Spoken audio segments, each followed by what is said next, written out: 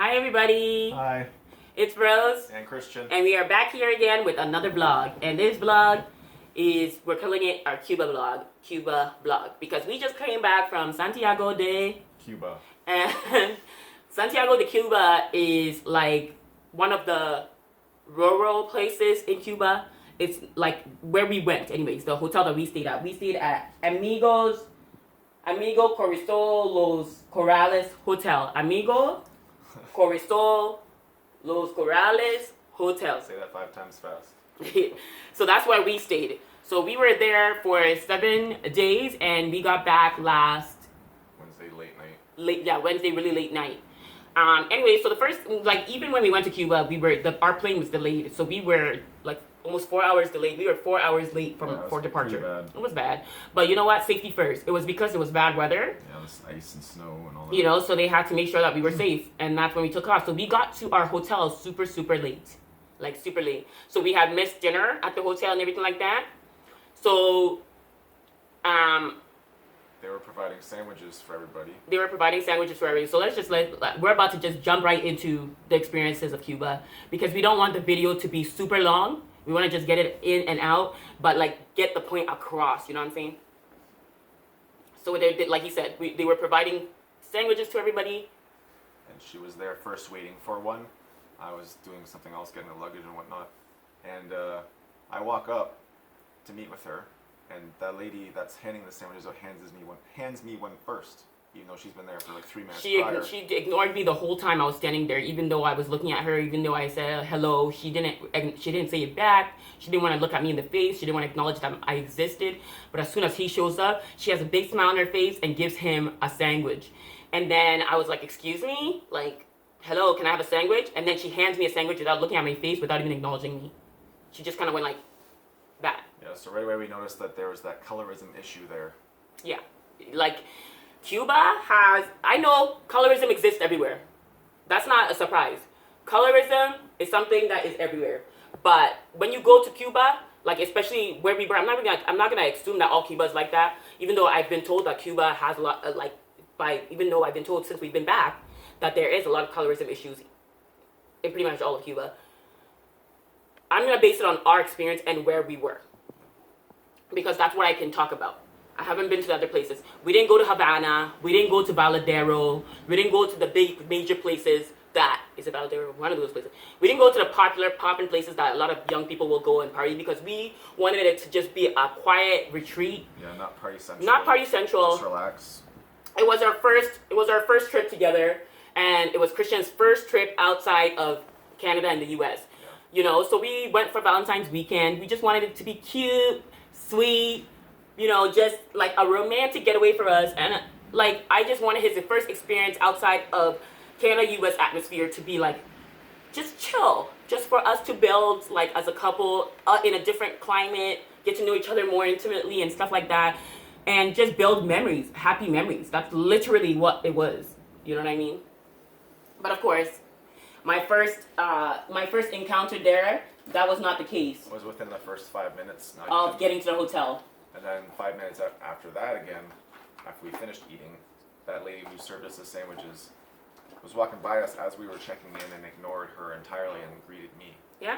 And she was some kind of administration. So you know, if that administration is doing something like this, it's not going to be, right away I'm just like, oh shoot. Not a good sign. It's not a good sign. If the administration is acting that way, and this lady from start to end did not treat me any differently. She was a B word.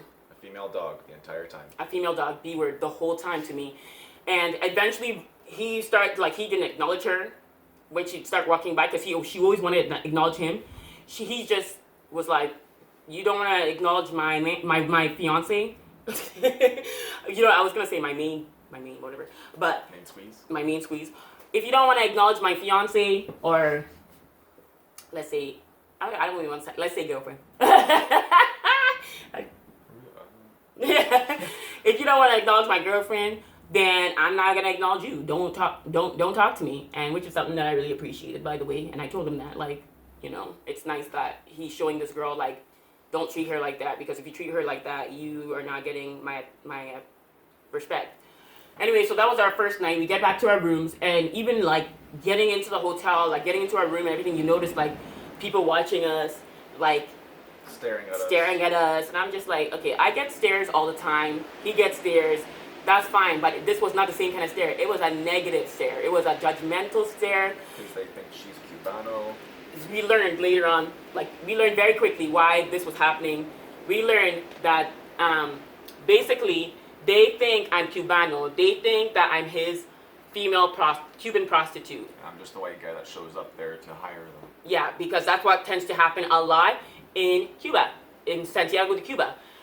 A lot of older males and even a few older women come there and pay Cubans to stay with them for the time that they're there, and they basically are their sex persons or girlfriends, whatever you want to call them. They just pay them to have sex with them whenever they want. Some people, we seen one of the girls that was definitely doing that, clipping an older man's nails, literally like his slave. And I was just like, what is happening? Like on the beach, like it was ridiculous. You see like really old men, really old, with really young women, like really young. And I was told, like, we witnessed some women that were like between the ages of like, the ones we witnessed were between the ages of like 19 to 40 with really, really old men. Yeah. But then we were told by a really nice Jamaican family that we met there that the women, they've seen some of the women as young as 13 to 18 years old with really, really old men. And so it's basically like these older men come from their countries like Canada, Italy, wherever it is. And I'm just gonna put this out there. Most of the Canadians were amazing. We made some amazing Canadian friends. We love them. We are gonna be friends with them for a very long time. So shout out to our Canadian squad. You know what I'm saying? Shout out to y'all. We love y'all. But there are some Canadians that come there to fulfill their fantasies they can't fulfill here because it's seen as wrong or unlawful. Yes.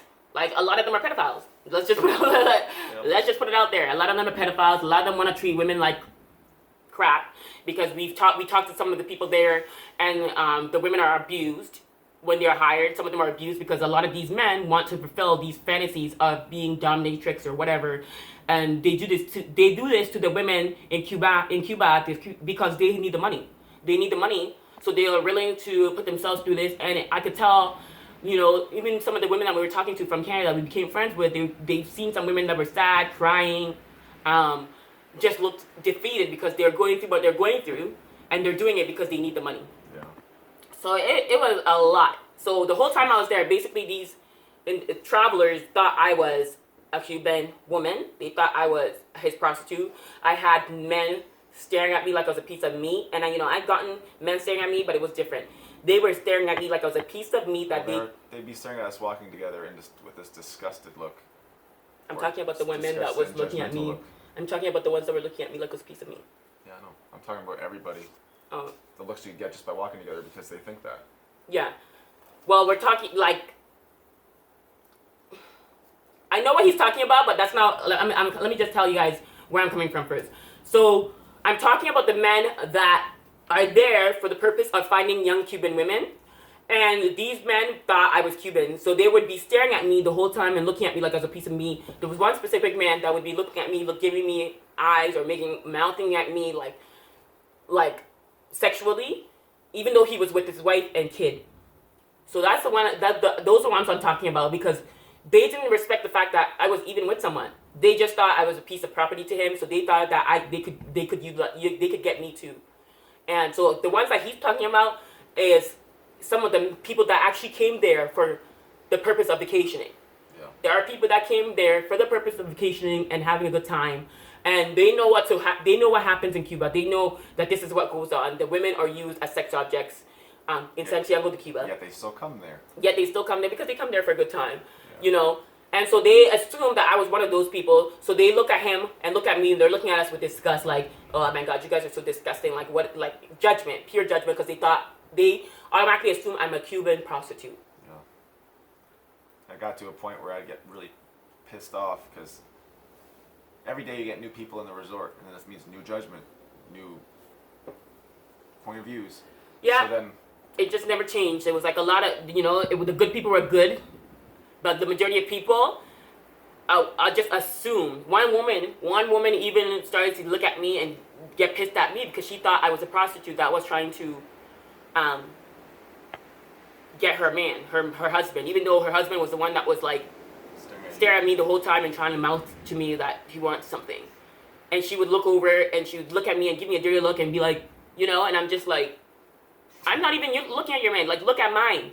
Why would I be looking at your man? This man looked like who shot John and forgot to kill. Like, why would I want to be around this man? So I was getting pissed and I was telling Christian, like, I don't know how much longer I'm going to take this. Like, I really don't know.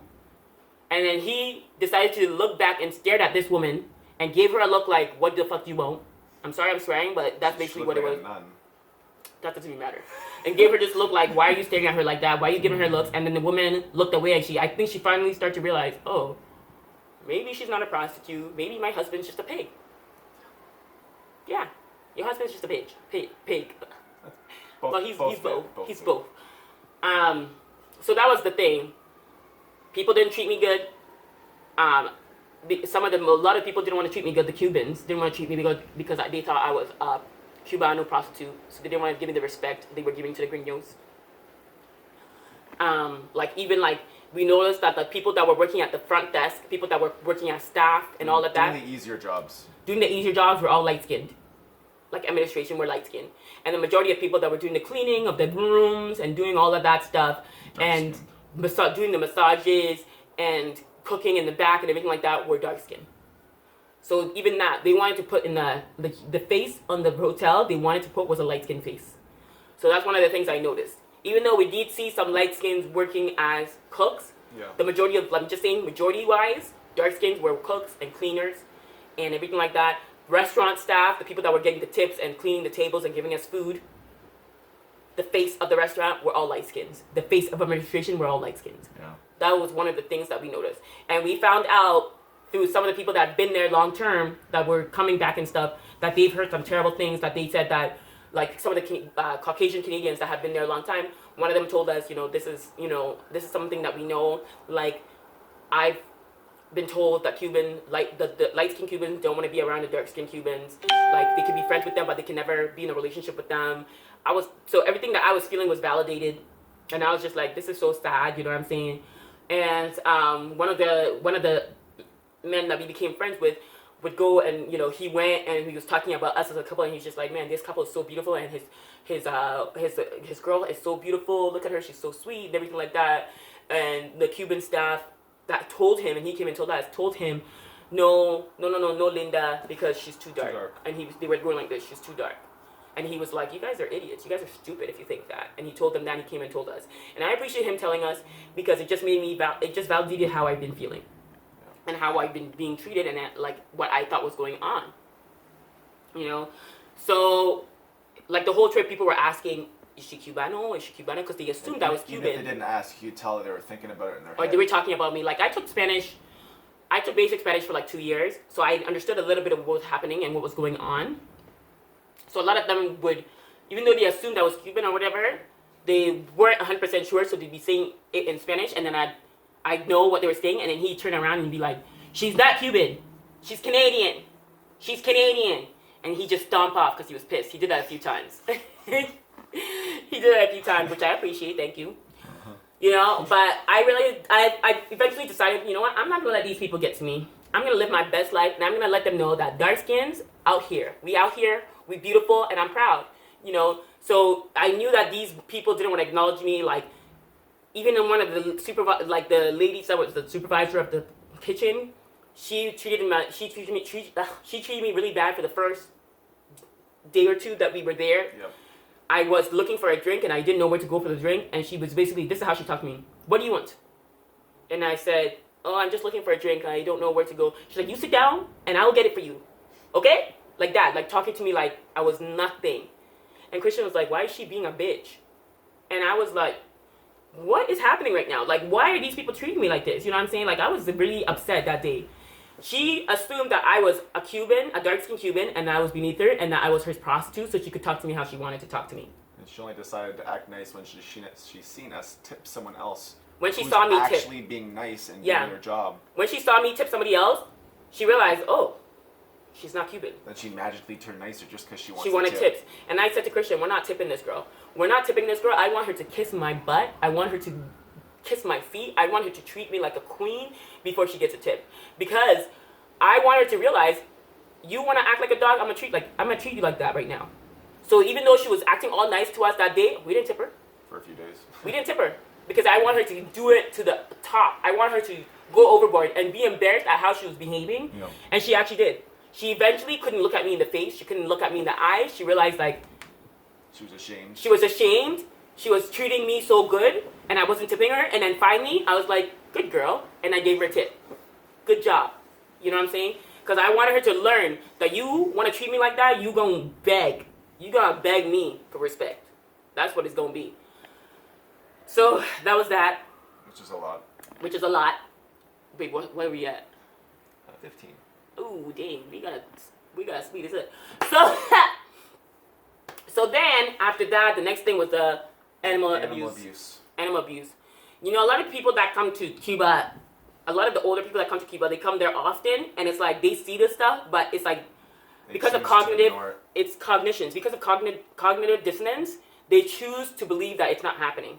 Because they don't want to acknowledge that they're the place that they come all the time and get treated like kings and whatever and get all this free ass cannot be doing this.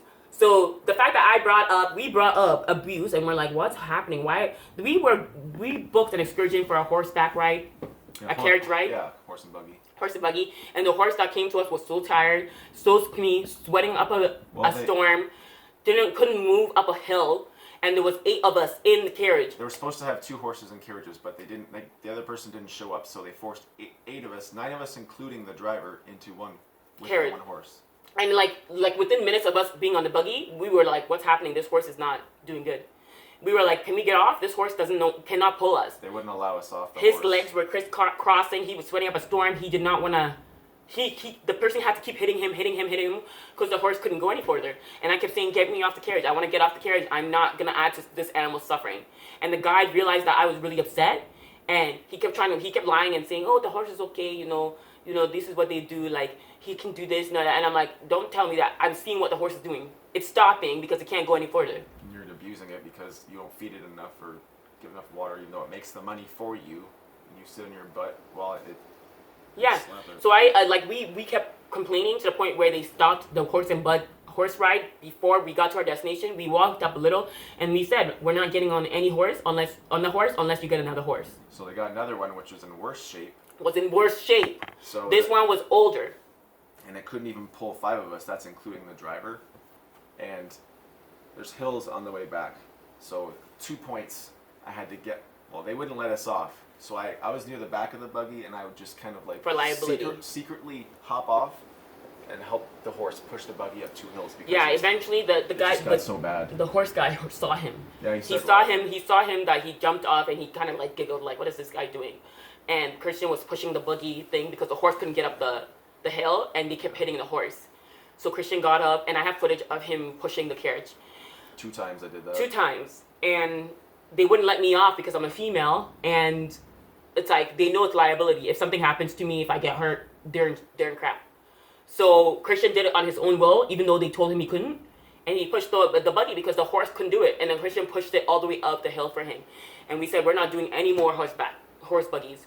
We even had another horseback ride booked with somebody else, and we canceled it because we didn't want to go through that again. And we couldn't put a horse through it. We couldn't do it, and yet people go there all the time and do all these rides and see these animals suffering, and it's nothing. They don't think anything of it. We will say this though: there are a lot of animals that are healthy, that are treated really well, that are the one that like not a lot, like a few horses that we saw that were treated really well. There was one that we rode to a pig roast, and he was healthy.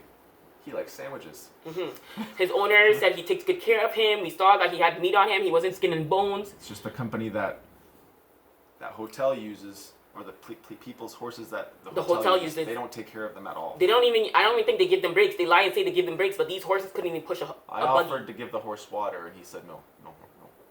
Like, it was sad. So me and Christian and an older couple went to the management, and we told them, like, this is disgusting. You guys need to do something about it. You can't have these animals being treated this way. Like, I know you're using the animals for work. That's fine. We have no problem with the animals working for people. That's no problem. Horses are strong. Horses are strong. They can do that. But you must treat them well. You must feed them well. You must make sure that they're not being abused. That's all. That's all it is. I don't care if people eat meat. I don't care if people use horses for that kind of stuff. Horses are strong, And people kept saying, "Well, what do you want?" Like you're saying that you should like some of the people, the older people that have been there for a long time that are facing their dissonance. We're saying you don't think that they should be used, and then what? I'm like, that's not what I'm saying at all. I'm just saying if you're going to use an animal, treat them well. Yeah. We wouldn't have booked the ride. You feed it, take care of it. Yeah. It's making the money for you. It'll be happier and do the job better. I know. We wouldn't have booked the ride if we thought that like they shouldn't be pulling carriages. Why would we book it? Obviously, we were okay with that. And there were dogs and cats everywhere as well. Everywhere. And they're all adorable. They're all very scarce though because they. In the hotel. Yeah, even on the hills. But with the ones we interacted with were mostly on the hotel. Yeah, they were very scared. Like you go up to pet them and they'd just be like quivering. Jump. Some of the ones in the hotel come up right to you because they're looking for food. Yeah. So like I'm really grateful for the hotel because of the fact that a lot of tourists are there. A lot of tourists are there, so they allow animals to come because they know the tourists, like tourist Canadians and stuff, love animals. And they'll take care of them. So they allow them to come. So me and Christian and a lot of people were feeding these animals the whole time. The hotel people were not happy about that. They didn't want the food being used on the animals alone, but we were still doing it. Yeah. And you can tell that these animals were really timid and submissive. Like they'd have their tails tucked and they would be gently going. So you can tell that when someone's not there, these animals are being hit or being treated badly. Not per se by the hotel staff, but I'm sure there's some people there that are not okay with, some Cubans, that are not okay with the animals being there. Yeah. Like one lady, we were there, we went to one of the shows, one lady went to pet a dog that was just laying down, and this dog, when the lady touched it, jumped up and squealed and ran for its life. And this lady was so sad. She's like, I can't believe you just did that. Like, I just wanted to pet him. Yeah. So you could tell that these animals are used to people hitting them or doing whatever. There was even one lady that took an animal back with her to Canada. Took a dog back with her to Canada because the dog had burns from cigarettes. Someone had been burning cigarettes on the dog's behind, and it was so leathery from the pain that the animal had been through. So she's like, you know what? You're coming home with me. She went back to Canada with the animal. And then there's that one child who tossed a puppy. And on top of that, we went on an excursion to a restaurant. And as we were leaving, the kid was nice to the puppy that was at least 1 month old. We're like, oh, this kid picked up a puppy. That was all cute, and all of a sudden when he sees the bus leaving, releases the puppy, grabs it by the paw, and throws it across the street. Throws the puppy across the street. I think he was aiming for the bus, but I'm not sure. He was aiming for the bus. The bus was already gone. He thought the bus was gone. Yeah. He thought the bus was gone, so he took the animal and threw it across it was the like street. A 2-week-old puppy. And I just 2-week-old puppy. No, it was like about a month. Was it? Yeah. And me and the people that saw it just screamed. And the tour guide turned around and said, what's wrong? We said it. And she just went back to sitting down because they were just used to it. Yeah. She didn't care. It's the norm there. And, some people laugh and say, every country's different. I don't care. Yeah. I don't care about that. I know every country's different. Culture doesn't mean to abuse of animals. Abuse is okay. I don't care. As well as the dolphins we've seen too. There was dolphins with lots of lacerations on their back. He went for dolphin swim. Yeah. And there were some dolphins that were put aside that had lots of they had more lacerations strips. than the ones that were doing their job because they're the ones that are listening and doing the tricks. Mm-hmm. The ones that do well. Yeah, they all had scratches on them and lacerations, but the ones that were not being used for the show had less lacerations. So he'd swim with the dolphins and stuff, but it was like bittersweet because we realized we saw the lacerations on some of the dolphins, like the strips, like from them being beaten hard, the ones that were put away. Yeah. And it's kind of like, oh my gosh, like I'm okay with dolphin swims, but I don't want to see or pay for no dolphin that's being abused. You know what I'm saying? So it was really eye-opening for us. Yeah. It was really eye-opening for us. Little partial depressing. It was depressing, but we try to make the best of it. On top of that, we met some great, amazing people that we loved, and we plan on being friends with them for a very long time. And they made the trip good for us. Yeah. They really did. They made the trip good for us, and I just love you guys so much. And I know if you're watching this, we love you, and we appreciate you. And they were Canadians that we got to know, and I'm gonna cherish them. Ontario. I'm from Ontario, and we're gonna cherish them. No, in BC. Oh yeah, go to BC. And we're going to cherish them for the rest of our lives. And to top it off, this is the last thing that we experienced. We experienced theft. Y'all know I go to Nigeria a lot. So when I went to Nigeria for the first time, I came back with a custom-made neck pillow for my plane ride, and I love this neck pillow. I always take it on every trip with me because it's beautiful, African print, fabric, kente. No, it's not kente. I don't know how to do that. He doesn't know, but It's beautiful either way. in Toma, like in Tree we call it in Toma, and when we were leaving, someone stole it. Someone stole it from my luggage. Because we're supposed to leave the luggage at the front lobby, and then we go have lunch. And that's not even the worst part. And I was sad about that because of the sentiment behind it, not because of the pillow, but because of the sentiment. It was my first trip to Nigeria. Someone's purse was stolen as well, and their money was taken out. The purse magically showed up after they had people search Yeah, for it. a lady's family was stalked into into their That hotel too. room. Yeah. Her husband was stalked because he was drunk. The Cubans stalked him into the hotel room and stole things in front of their kids. The kids were crying, scared. He was caught though. He was caught, but he did it in front of the kids. He didn't care. And there was a fight on the beach. Somebody got beat up on the beach. Too. Someone got beat up. Christians. The worst thing about, like I said, Christian got hurt. When we came back from Cuba, Christian checked his bank account because we had gone to an actual bank. We had paid Bank. a National Bank of Cuba. It's Banco International. No, Banco Financiero Internacional in Santiago City, like the actual city. Yeah. And we went there, and so it was an hour. So we went there because we were told that it would be safer for us to go to the actual bank. Yeah. And it's an actual bank. It was an actual bank facility with cameras and everything. Tellers, cameras, security, everything. And we went there, we took money out. We came back to Canada, and we realized that the teller had also stolen money out of Christian's bank account. For himself. And in Cuban, that's about $6,000 something that he stole from Christian's account. In USD, it was about $283. Canadian. It was USD that they gave us. It 207, says USD. 207 USD. 207 USD, 283 Canadian, Yeah. right? Yeah. Okay. And then there was another transaction just by like $1 difference, which would trick most people. I didn't think we'd even check. The same day, 2 transactions, $1 apart. And it's like, whoa, like, really? You work in the bank and you're gonna steal money from someone's account? I'm telling you guys right now, we're not letting this go. We already have an investigation on the bank through his bank. I've already put money on my long distance to Cuba. I'm calling them all this week. I've been calling. I didn't get through. I'm going to keep calling. I'm going to get through. I'm calling Ola Sun. I'm calling Air Transit. I'm calling the hotel. I'm calling everybody. And I'm letting people know that this is not okay. You do not treat dark skins like this. You do not steal money from people's accounts. You do not steal people's belongings. I left Cuba with no shoes. I only had 2 pairs of shoes left. I went to Cuba and I gave my stuff away. Y'all know me. I love humans. I love people and I want to give and I want to help people. I gave my favorite bralette away to the family. I gave shirts, my t-shirts away. I gave my shoes away. And he gave a pair of his shorts away. Like, I have no issue giving people stuff. That's not the problem. Because I don't want to see people suffering and not help them. Yeah. I didn't think I was going to Cuba to do that. But I can't see that and not help people. And I still had things stolen from me. And I'm like, that's, it made me sad. We're going to 30 minutes. It made me, he says we're going on to 30 minutes. I'm going to end it here. Just letting her know. Yeah. It made me sad, but I will say this. We didn't meet a family. Amazing friends and family. We didn't meet a Cuban family. We went into the village. We danced with them. We ate with them.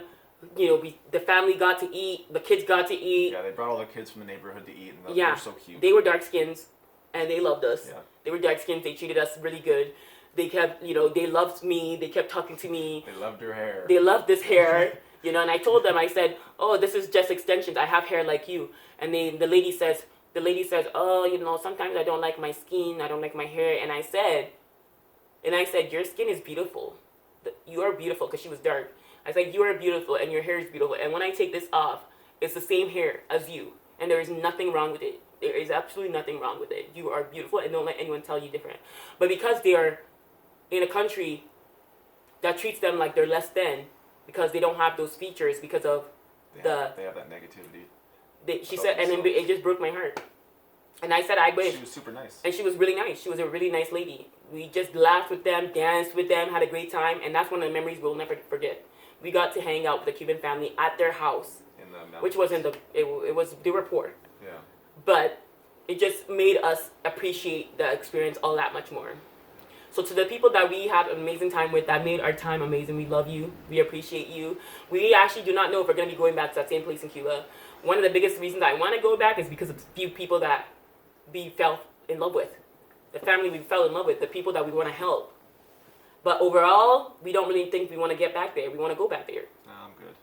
And it's really sad that that's how we feel. But it's like you pay for something, you pay to go somewhere and experience a good time, and you get treated differently because of how you look. But I will say this, the whole experience did bring us even more closer.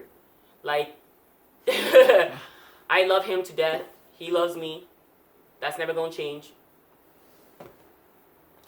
And you know what? We're still smiling.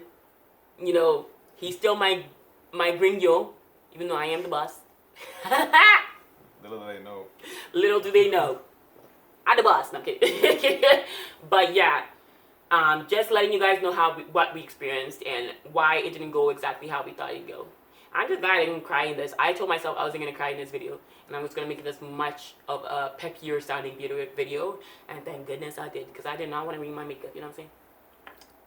Thank you guys so much for watching. Don't forget to like, comment, and subscribe. Yay! Like, comment, and subscribe. We'll see you soon. Ciao!